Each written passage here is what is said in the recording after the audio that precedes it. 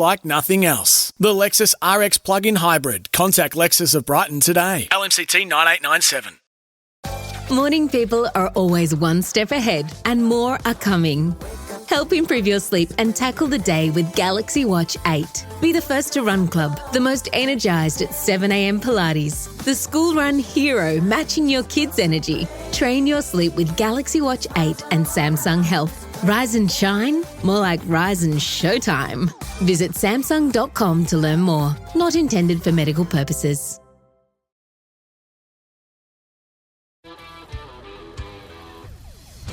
You're listening to Trade Radio for Continental Tyres. Trade up to Continental Tyres. Engineered in Germany, proven in Australia. Search Continental Tyres today. You are listening to Gettable on Continental Tyres, AFL Trade Radio. Trade up to Continental Tyres. This trade period, Riley Beveridge and Cal Toomey with you for the next little bit, and we are privileged to be joined right now on air by Greater Western Sydney's Executive General Manager of Football, Jason McCartney. Jace, thanks for coming on Gettable. Riley, Cal, here we go again, another year. How are you guys? We're good. We're glad to have you with us as our first guest for Trade Radio for this year. The elimination final, Jace. Again. Yeah, starting early. We could have started this about a month ago, maybe even 6 months ago. We do actually. It's called Gettable. How do you assess how things panned out for you guys after the final series? Yeah, look, it was disappointing. We knew we had some really strong opposition we'll play against Hawthorn, and I think either of us sort of sat there and thought whoever could get through there could go a fair way. So, yeah, look, it was disappointing because it was such a strong season. We had 16 wins, so improved on last year's 15 wins, but the 16 this year wasn't enough to get a top 4 spot. And, yeah, that's where you feel like you need to be, so you get that couple of opportunities. Jace, how do you improve on that fifth place finish in the elimination final exit? Do you target the acquisition market, or is it a bit too difficult this year given the cap situation and the list spot situation? Look, there's a couple of things. We feel like there will be a lot of growth from within again. I think for many, there's probably, we've got some really good young talent on our list, and there's some that got little bits of exposure this year and some are strong the back end of the year, and that there'll be others that'll get opportunities next year. So the great thing is we've got all our players are loving the culture, the environment, the coaching program, and that ability to see the opportunity to hopefully get that ultimate success. So they're all staying. So we've got the majority of our list contracted. So obviously, as you guys know, and for the audience out there, we need to make 3 list change each year via the draft. So we haven't got too many list spots. So we've got an open mind, and there's a couple of conversations going on, but there's probably a couple of other things happening that will target some players with experience that might come in. Like, say, for example, Jaden Laverde has agreed to join our club, which is great news. That was last week, and that'll be by a mechanism post the rookie draft, probably via the SSP period in late November.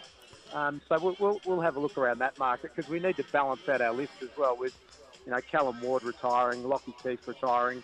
There's a little bit of experience that goes out the door as well. So, yeah, we've got to keep across a fair few things, to be honest. Jaden Laverde's been at the Bombers for more than a decade. What are you hoping he can add to your list? Well, obviously, we've Leka Lee has requested a trade to St Kilda, so Jaden's played a lot this year in the key position as a defender for the Bombers, so he just gives us that flexibility to really plug and play if required. So he comes in with an open mind that there's no guarantees on anything. It's get in our program, and he's looking forward to evolving his game further and growing in our program. So we're excited by what that could look like.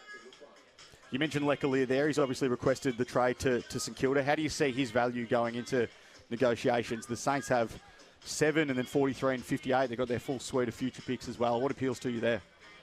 Yeah, look, Adrian Caruso's had some good chats with Grant Allen around that actually. So that feels like, without myself and Soft being too involved at this point in time, that it feels like it's progressing reasonably well. So from all the reports I've had, they're keen to get a deal done with us, which is pleasing at a fair and reasonable exchange. So we'll just see how that plays out over the next period. But hopefully it's one that potentially could get done early.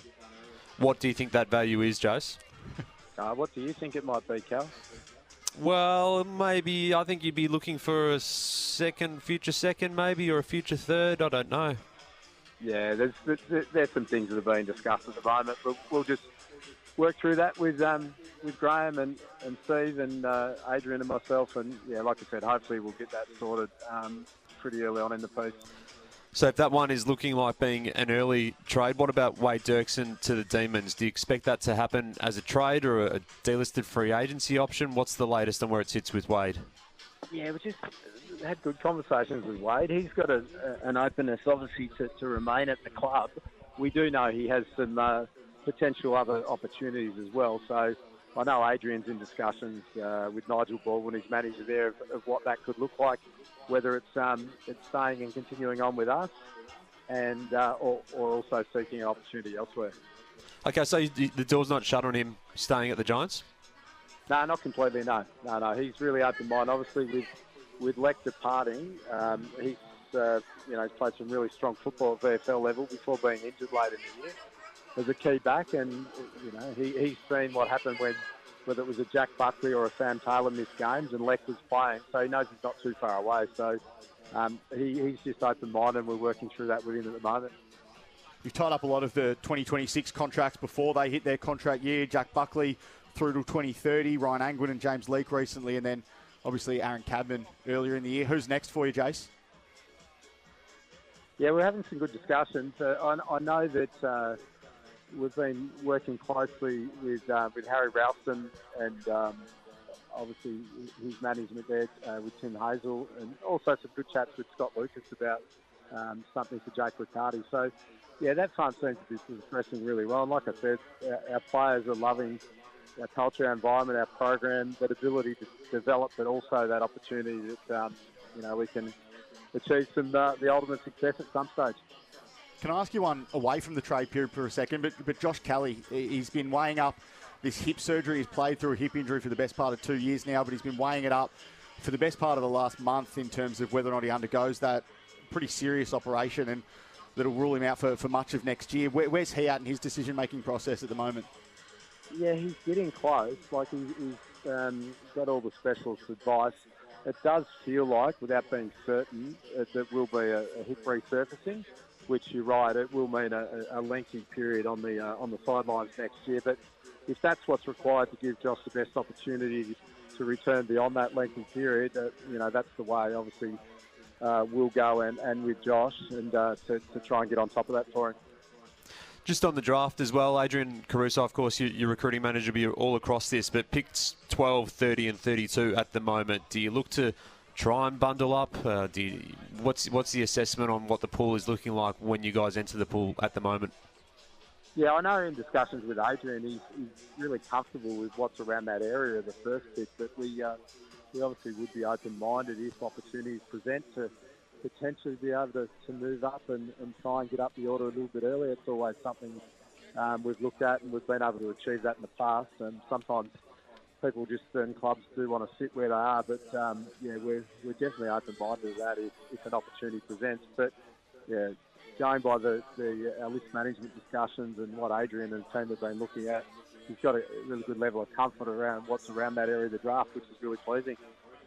Can I ask you about the assistant coaching carousel that you might be on later in the month? I mean, Jeremy Laidler's obviously left the football club, gone back to the Swans. You're in the mix for Simon Goodwin as an assistant coach in that role there. How do you fill the vacancy that Jeremy's left, and what are you looking to do in that space? Yeah, look, we'll have a couple of announcements next week with some staff coming into our football department. So that'll be next week. So we'll potentially round out the coaching positions. We had an awareness of Jeremy departing for probably the last 10 or 12 weeks, and yeah, we had some good discussions with Simon, but it didn't land in the end in that more director of coaching model. So yeah, like I said, with the announcement next week, it will round out our panel to the level we had it last year, but we're still open-minded if there's an opportunity to add another one in that area and go beyond what the headcount of our coaching group was last year. But yeah, there's still a bit of work to play out in that particular area.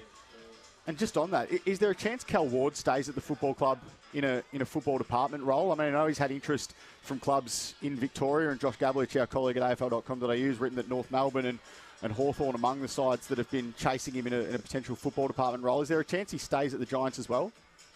Yeah, absolutely there is.